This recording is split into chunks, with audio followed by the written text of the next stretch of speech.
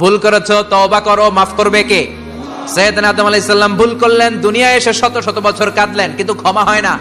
আল্লাহরে বললেন, আল্লাহ কি করলে ক্ষমা পাবো বলো? ফাতালাক্কা আদামু মির রাব্বিহি কালিমাতিন ফাতাবা আলাইহি। আল্লাহ বললেন, ও আদম, তোমারে কিছু কালেমা শিখায় দেই, এই কালেমাগুলো দিয়ে আমার কাছে দোয়া করো, ক্ষমা করে দেব।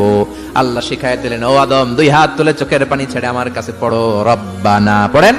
রব্বানা যালামনা আনফুসানা ওয়া ইল্লাম তাগফির লানা ওয়া তারহামনা লানাকুনান্না মিনাল খাসিরিন। এটা শিখাইতেছিল আল্লাহ। আল্লাহ, আমি জুলুম করেছি, অন্যায় করেছি, ভুল করেছি, পাপ করেছি, তুমি যদি ক্ষমা না করো, ক্ষমা করার কেউ নাই, ঠিক কি না?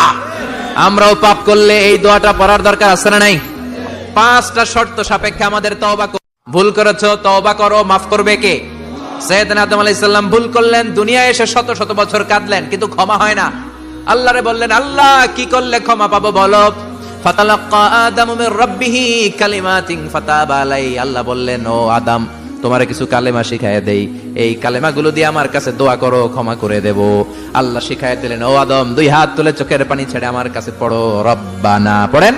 রব্বানা যালামনা আনফুসানা ওয়া ইল্লাম তাগফির লানা ওয়া তারহামনা লানাকুনান্না মিনাল খাসিরিন। এটা শিখাইতেছিল আল্লাহ।